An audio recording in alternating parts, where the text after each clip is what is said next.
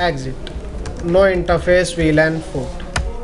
तो हमें बनाना था 10 और 10 के लिए बनाया था, उस पर क्या कॉन्फ़िगर कर देते हैं, एक आईपी एड्रेस। क्या कॉन्फ़िगर किया, सबनेट मास्क /8 इंटरफेस वीलैन। देखो आप कमांड गलत नहीं बता रहा हूँ, क्योंकि एसवीआई आपका लेयर 3 इंटरफेस होता है, उस पर क्या कॉन्फ़िगर कर सकते हो आप, IP address. Do show IP interface, बहुत सारे पोर्ट्स हैं, लेकिन वीलैन 10 और 20 पे क्या कॉन्फ़िगर किया हमने, एक एसवीआई बाय डिफ़ॉल्ट भी बना होता है, कौन सा, वीलैन 1। किसका बना होता है, क्या पिंग होना स्टार्ट हो जाएगा,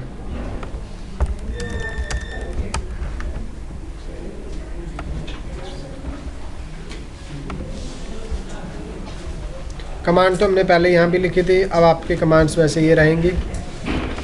ओपी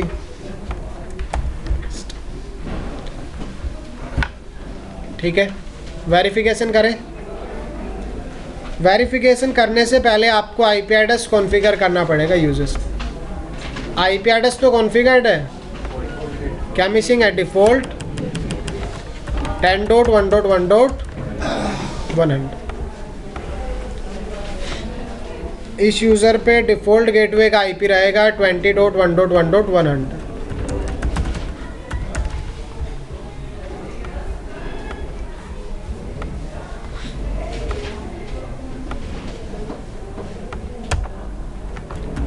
टेन डॉट 1.1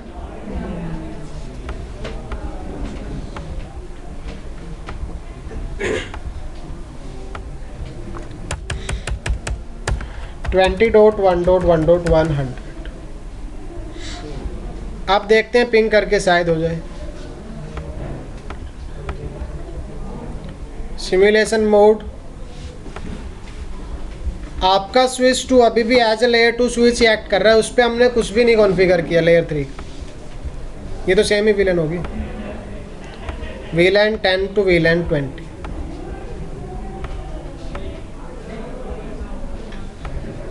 हुआ पिंग, यहाँ से यहाँ पिंग किया, स्विच तक जा रहा है ट्रैफिक, आगे नहीं जा रहा।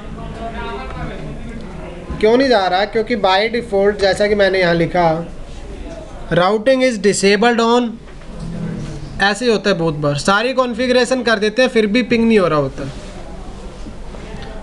कई बार इस गलती के 1.5 लाख रुपए भी लग जाते हैं। लैब में एमएलएस होता है और एमएलएस पे आप बाय डिफ़ॉल्ट सब कुछ कॉन्फ़िगर कर देते हो। आपको लग रहा है मुझे सब आता है यार, मैं तो कुछ स्किप कर ही नहीं सकता। एक सिंपल सी कमांड होती है क्या, क्योंकि by default MLS switch routing perform ही नहीं करता।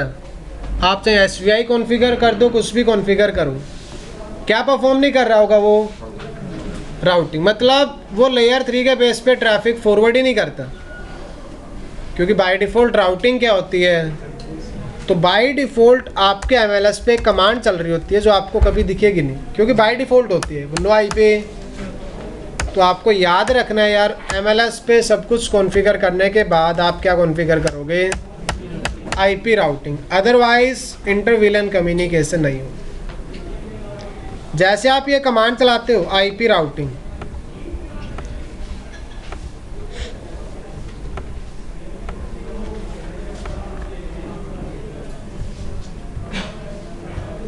आर रिक्वेस्ट जनरेट हुई, पहले चला गया ट्रैफिक, ये देखिए अब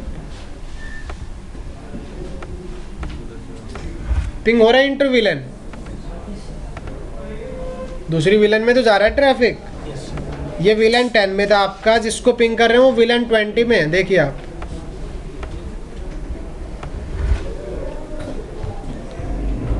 इंटर विलन कम्युनिकेशन हो रहा है। और अगर आप स्विच पर जाकर के चेक करते हैं, switch 1 is also maintaining routing, क्या मेंटेन कर रहा है,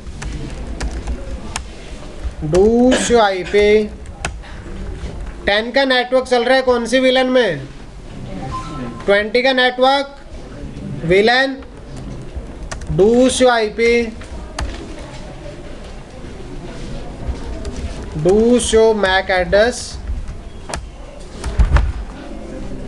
अब आपका जो MLS स्विच होता है वो 3 टेबल मेंटेन करना स्टार्ट कर देता है। लेयर 2 फॉरवर्डिंग के लिए क्या मेंटेन कर रहा होता है? MAC address. और लेयर 3 फॉरवर्डिंग के लिए राउटिंग टेबल एंड आर्क। तो टोटल कितनी टेबल मेंटेन करना स्टार्ट कर देता है? स्विच 2 जिसको हमने लेयर 3 कॉन्फ़िगर ही नहीं किया, उस पर सिर्फ और सिर्फ आपको एक ही टेबल देखने को मिलेगी, शो मैक एड्रेस। आ रहा है कुछ आउटपुट? शो आईपी, कोई आउटपुट नहीं आ। शो आईपी, कोई भी इंफॉर्मेशन नहीं है, क्योंकि आपका स्विच 2 अभी भी एज ए लेयर 2 क्या कर रहा है? एक्ट कर रहा है। तो कितनी टेबल होगी? सिर्फ एक सिंगल टेबल। कौन सी table? MAC address table. MLS switch 3 table maintain कर रहा होगा, MAC address, routing table and ARP table. तो इस तरीके से आप एक MLS को यूज़ करके क्या करवा सकते हो? Inter VLAN। जो IP आप SVI पे कॉन्फ़िगर करोगे वो IP उस VLAN के यूज़र्स के लिए क्या रहेगा? Default IP address of the SVI means switch virtual interface will be acting as for all users in that VLAN। तो VLAN 10 के लिए हमने एक SVI बनाया, एक VLAN 20 के लिए क्या बनाया आपने? SVI बनाया। दूसरा तरीका होता था राउटर से, वो हम डिस्कस नहीं करेंगे।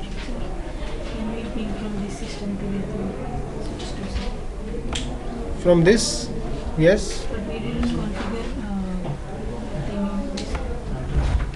You haven't configured on this one, means you haven't make any layer 3 configuration, right?